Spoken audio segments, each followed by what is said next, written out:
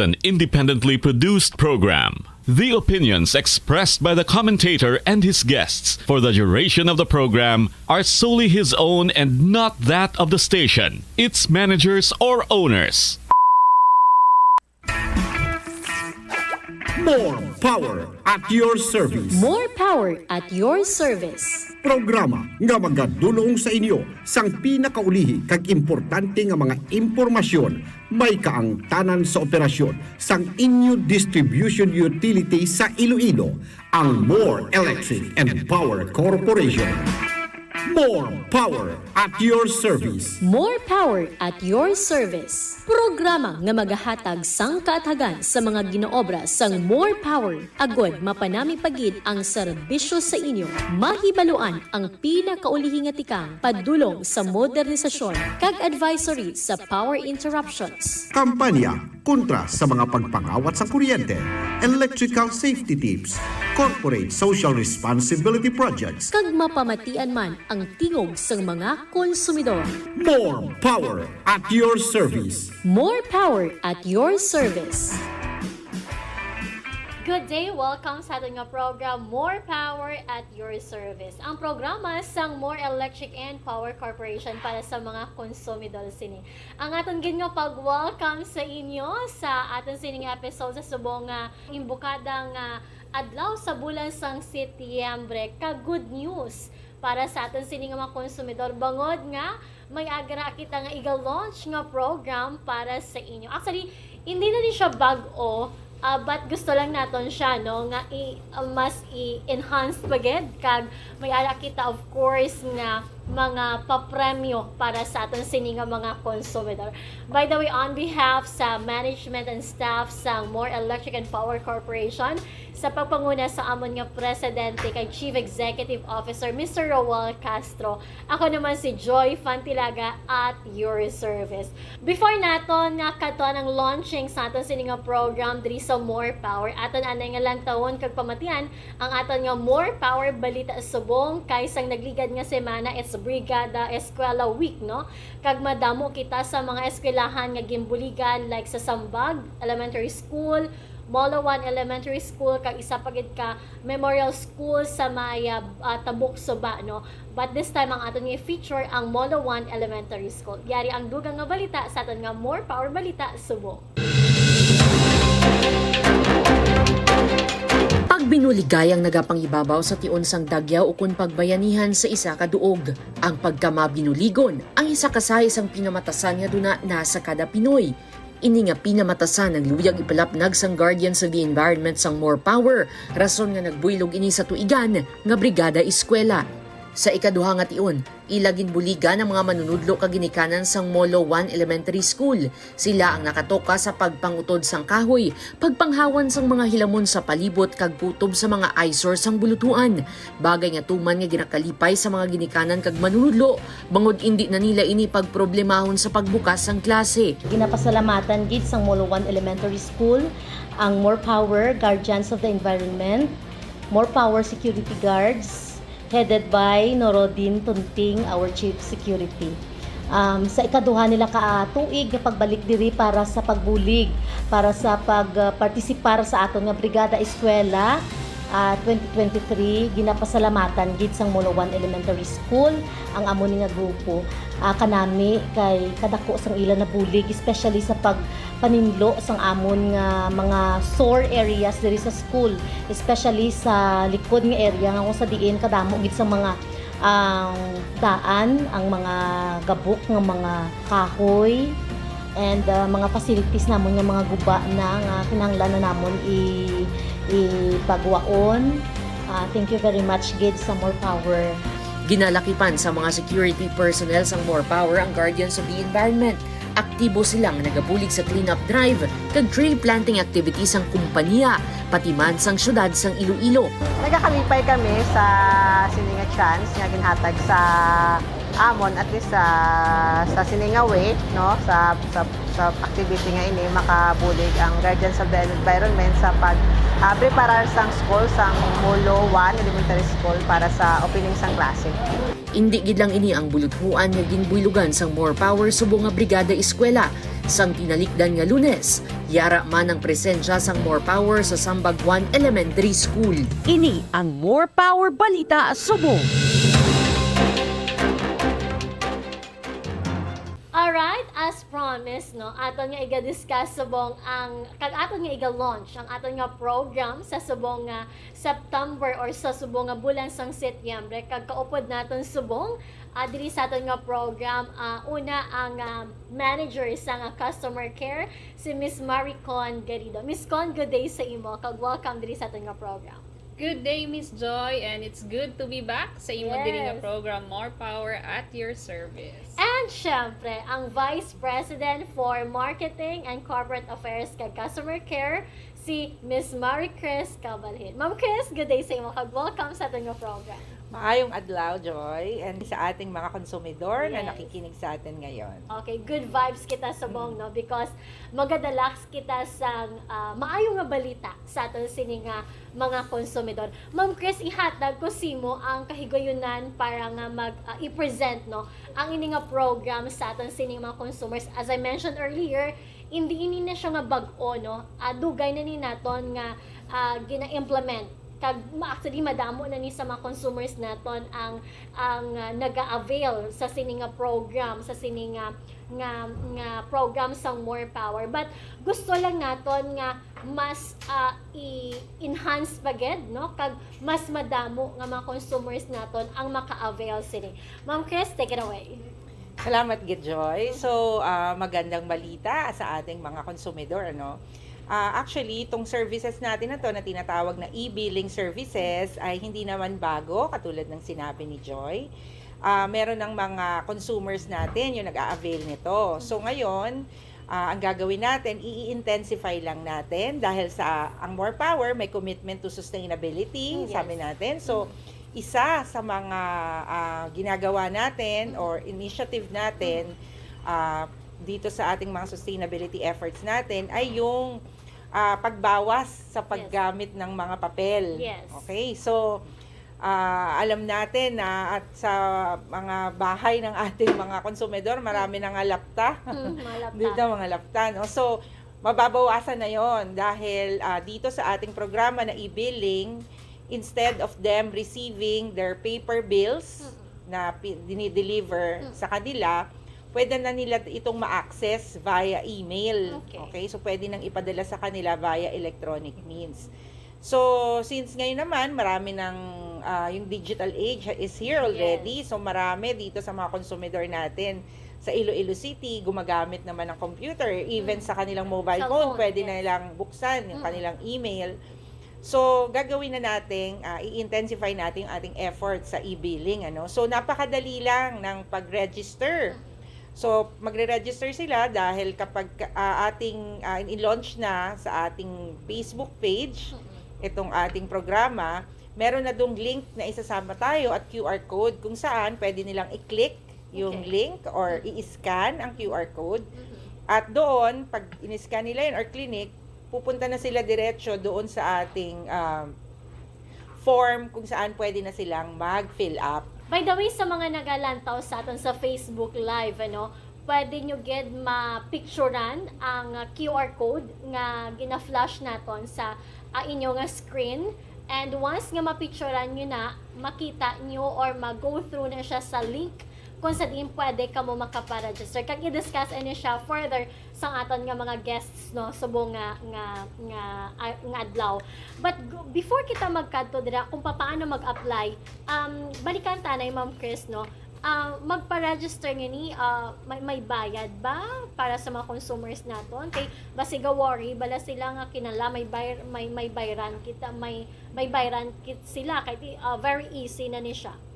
Actually, Joy, wala. Libre to. Libre. No? In fact, aside from, dahil gusto na nga nating i-intensify yung campaign for e-billing, hindi lang siya sa Facebook available. Okay. Hindi lang dito sa radio program na kung saan pwede nilang i-click yung link, pwede nilang i-scan yung QR code. Okay. Kapag nagpunta sila sa opisina para magbayad, pwede rin silang i-assist ng ating mga staff doon sa opisina at yung mga comrel natin na nagpupunta sa mga barangay, mag-a-assist din para maka-enroll sila dito sa e-billing na to.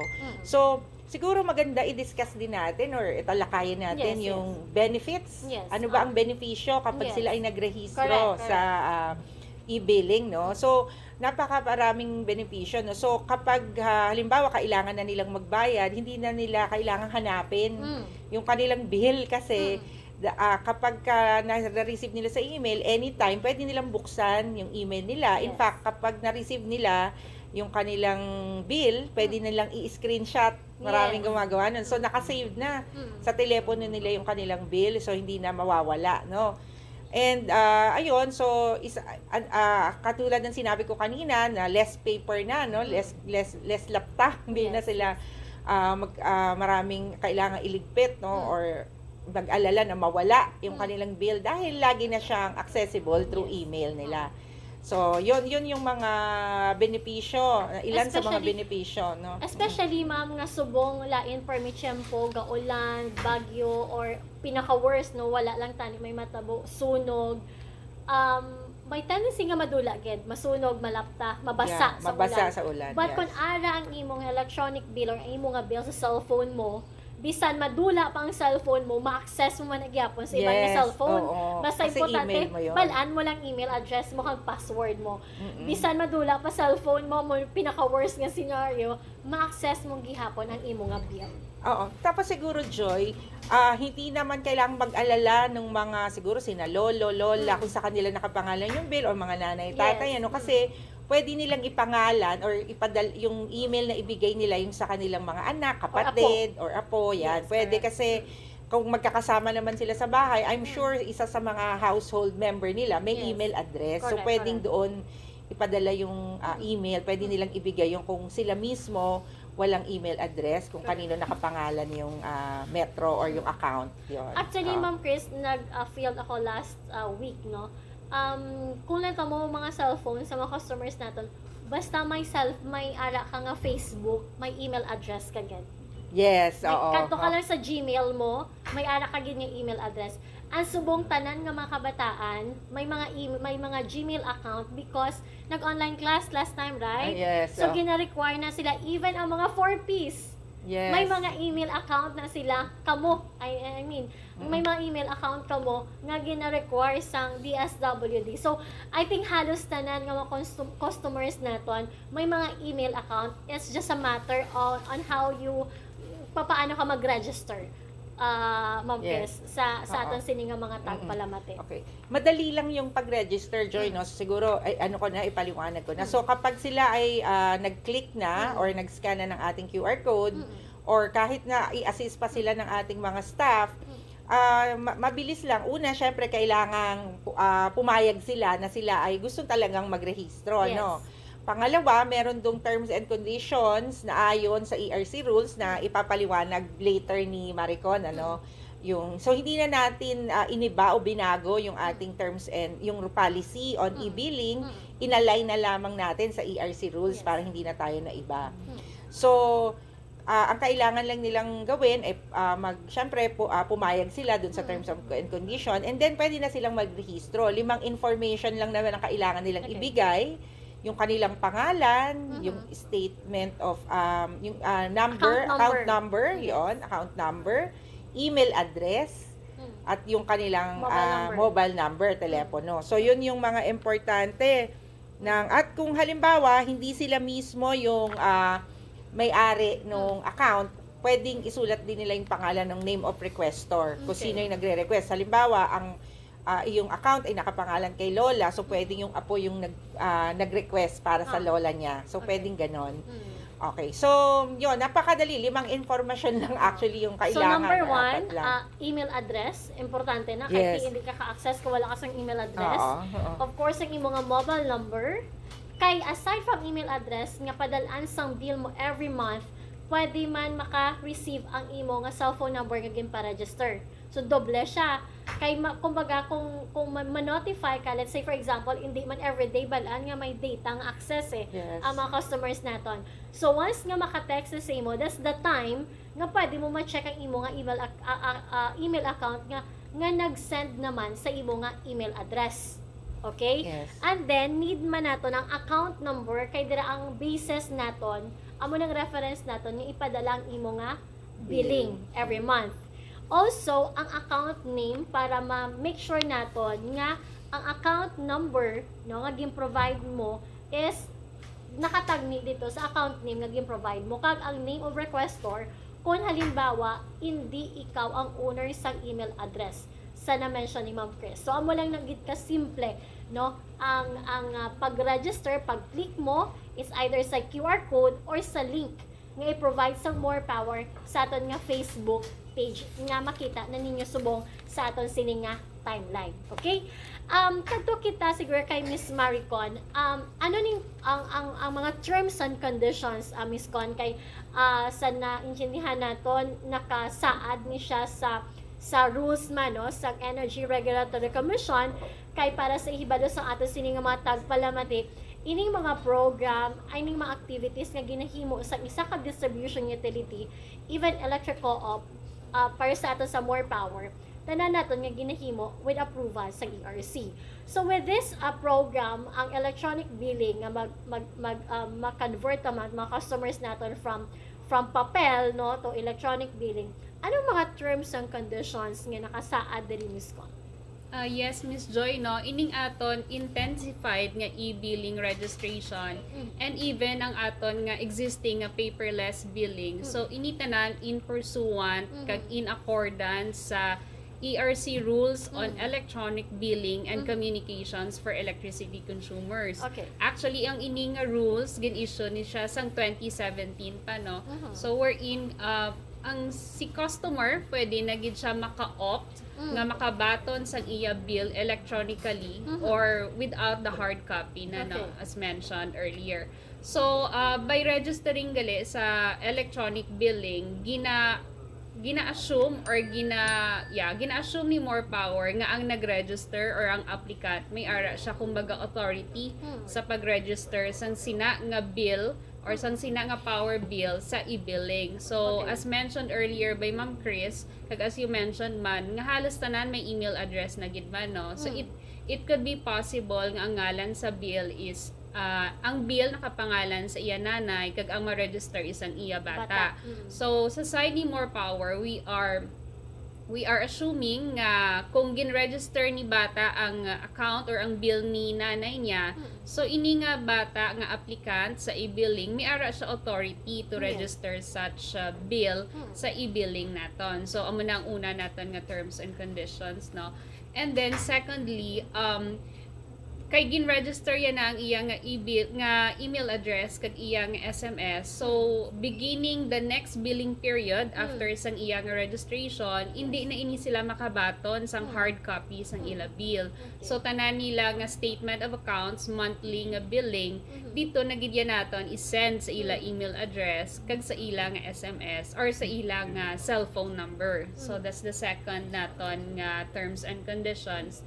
And then, since nag-enroll na sila sa paperless billing, so as mentioned, wala na sila may mabaton nga bill, we are also of the presumption nga from now and then, i-check nila from time to time ang ilang email address to check kung na-receive na ba nila ang ilang bill. So within 5 days after nga na-send naton ang ilang bill sa ilang email kag sa ilang cellphone number, we are of the presumption nga nabaton na gid nila unless nag-complain sila sa aton nga wala nila nabaton. Within that period? Yes, within that period of 5 days. So there could be times nga ang gin-register nila nga email address, of which the primary email address is kumbaga hindi naton be masendan. So what we will do on our end is to send again the bill to their secondary nga email address. So kung mag-register sila sa aton nga e-billing, it's not nga limited lang bi siya sa isa ka email. They could register up to maybe 2 or 3 email address nga gusto nila nga padalaan naton sang ilang bill. So amen na siya. Sige, let's discuss further sa registration, Ms. Con. Kadto kita diri sa aton nga sa na-mention ni Ma'am Chris, we are launching this program. And because syempre pa-intensify naton kag syempre may hatag man kita nga balik sa mga customers naton, no? Aside from the convenience, easy access, syempre may balik kita sa ila. And with that, we have this pa-raffle, no? Yes. Para sa aton sini nga mga consumers, especially sa mga customers naton nga even before pa ang ginlaunch ni nga program, ang mga old to bala, mga sanguna pa yan nagabato na sang ilang nga bill sa subong kag wala naga-receive sang hard copy, nga purely naga-receive na lang gyud sila sang ilang nga bill through email address nila kag wala na naga-receive sang hard copy, pwede sila maka-join, no, sa sini nga raffle. And to discuss that further, balikan natin si Ma'am Chris. Ito na tayo sa exciting part, Joy, no? So, ito naman yung ating sinama sa programa na to intensify our campaign. Yes. Ito ay parang incentive natin sa ating mga consumer na magko-convert to e-billing. So, tayo ay magpaparaffle starting September. So, monthly for 3 months, September, October, November, sa mga magko-convert to e-billing. So, tayo ay mamimigay ng 500 pesos worth of e-gift for 50 winners every month. Okay? So, 500 po ito, hindi 100, hindi 300. So, pero ito pong 500 na to ay e-gift kung tawagin. So, itong e-gift voucher na to, pwede nila tong gamitin sa maraming mga establishment. Pwede rin po siyang i-convert to GCash. Yon. So, yung mga listahan ng establishment, makikita nila yan, ipoprovide natin yan sa ating Facebook page kung saan nila pwedeng ipalit yung e-gift certificate na tinatawag, ano. So, yan ay mangyayari sa first 3 months. Meron tayong monthly raffle, pero hindi po doon natatapos yun.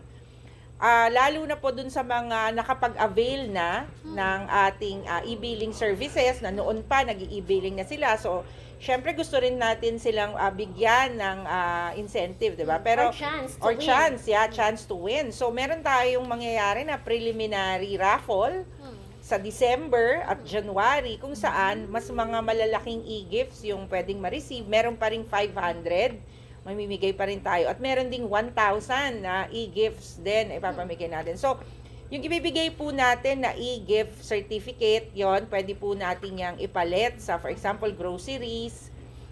Pwede rin pong ipalit yon nga GCash. At pwede din sa mga restaurant o mga at iba pang mga tindahan. So, ipoprovide po natin yung listahan kung saan-saan pwede gamitin itong e-gift na ito. And, syempre, hindi tayo basta natatapos doon. Pagdating ng February, kung saan magse-celebrate si More Power ng kanyang anniversary. Yan. Tayo naman ay magbibigay sa grand raffle natin ng electronic bike at electronic four-wheel. So, yon po. So, lahat po ng ating papremyo dito ay electronic lahat. Kasi, syempre, ipinopromote nga natin dito ay e-billing, kaya we'd like to promote also yung electronic lahat pagdating sa ating mga papremyo. Yes. Yan. So, ganun natin ginawang exciting ang ating pagko-convert sa e-billing services. And even the e-gift, ma'am, electronic din, right? Yeah, electronic din. Oo. Sige. So, sulitan lang natin, no, sa atin sa mga tagpalamati. Those customers nga nagpa-register na beforehand, before gin-launch ang nga program, maka-avail man gihapon kamo or pwede man gihapon kamo ma-include sa raffle sa September. Okay? Those customers naman nga hindi magabutan, no, sa monthly draw naton September, October, November, nga matabo na siya every last Friday of the month, pwede ka mo ma-include sa preliminary naton sa December and January. Still, last Friday of the month, December and January. And tanan nga mga wala nagabutan sa aton nga raffle, sa monthly and preliminary raffle, may chance magid kamo nga magdaog para sa aton nga grand raffle nga matabo ini siya sa February para naman sa aton nga anniversary month, no? So, exciting, mas dako pagid, no, nga premyo ang nagahula sa inyo sa grand raffle. Anyway, balik kita kay Miss Con. Paano nato Miss Con ma-make sure no nga ang ining account or ining email account no nga gin-register sang customer kag paano nila mabalaan nga naka-successfully registered na sila sa e-billing, may notification, balain na, ano ang process nga, ano ang i-expect nila, paano na nila mabalaan, pwede mo ma-discuss further. Yes, Miss Joy, no. First and foremost, ang pag-register nila, pag-apply nila sa aton e-billing, very easy lang gid. I think we only have 3 or 4 steps, no. And then once nga i-follow lang man nila ang link kag ang instructions naton, kag ihatag ang data nga gina-require naton sa ila. And then after all the datas are filled in, so may notification inada sa Google form mismo nga naghahambal nga your response has been submitted or your response has been recorded. After that, may ara kita gamay lang gid nga validation period. And then si customer or si applicant makabaton ini siya sang email notification or SMS notification nga naga-inform sa iya nga registered ka na gid man with More Powers e-billing. So makabaton gid na sila sang notification halin sa aton as proof nga indeed naka successfully apply and register na sila sa aton nga e-billing. Ari pa gid ang catch no sa aton cinema customers.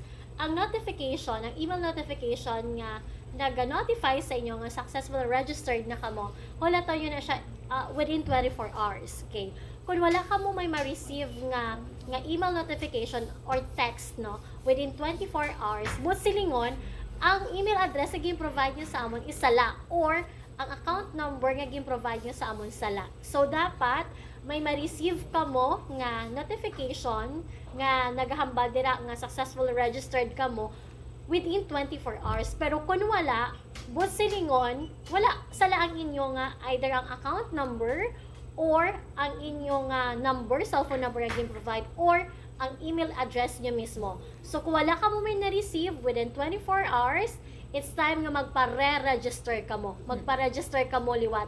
Balik ka mo, click ka mo liwat sa link or picturean nyo liwat ang QR code kag magpa-register liwat ka mo. Kag i-make sure nyo ngayon sakto inyong email address, ang inyong account number kag ang inyong cellphone number. Yeah, siguro Joy, importante na ma-take note ng ating mga consumers na only the successful registrants will be included doon sa ating raffle, di ba? And then kapag na-notify sila doon na sila ay successful registrant na, so ibig sabihin nasa system na sila, so na-receive na nila yung email.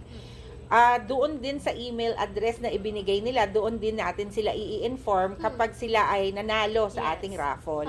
So by the way, yung ating mga detalye tungkol sa raffle, yung katulad ng mga sinabi ko kanina and the date of the raffle will all be included sa ating FB page, sa ating mga collaterals o sa ating mga poster at mga iba pang mga announcement na gagawin. So, yun. Yes. So, para klaro lang no sa atin sini nga mga customers. So, ang tanan nga information nga gina-discuss naton diri subong makita nyo ini siya tanan sa atin sini nga Facebook page sa More Power Iloilo. Okay. Okay, so just to wrap it up nung aton sini nga discussion subong nga bulan sa Setyembre maga-start na ini kag sa tanan nga mga customers nga makapa-register sa ilang email address ang pwede maka-join para sa September nga raffle naton kag including naman those nga naka-register na una and then wala na sila balaga receive sang hard copy, so i-include ni naton sa September naton nga raffle. Kag by the way, during our raffle may ara kita nga DTR representative para nga ma-make sure naton nga wala sang hocus-pocus no ang ining aton nga pa-raffle kag ang matudtuon nga nagdaog ang makabatol sa gift. Naka-familiar sa mga linyada. Anyway, again gina-invite gid naton kamo. Again, makita ninyo sa screen, click nyo lang or picturean nyo ang QR code or click ang link na makita sa Facebook page sang More Power kag magpa-register ka mo. Kay tamaan gid ka hapos no, i-click nyo lang dira, check yes or click yes and then submit and then may ma-receive ka mo nga notification if successfully registered ka mo. Kag kung wala ka mo may ma-receive nga notification, within 24 hours, but silingon sa lang email address or sa lang account number or sa lang cellphone number. So you have to re-register again. Okay?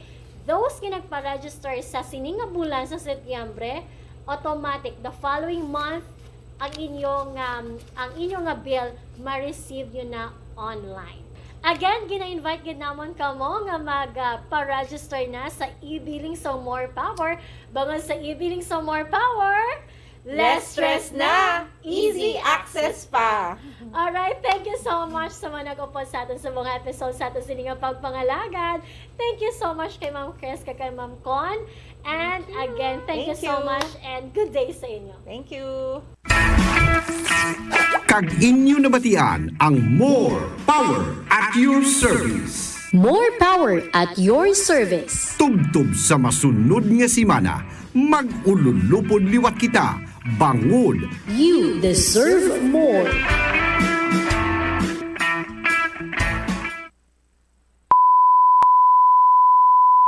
The preceding was an independently produced program. The opinions expressed by the commentator and his guests for the duration of the program are solely his own and not that of the station, its managers, or owners.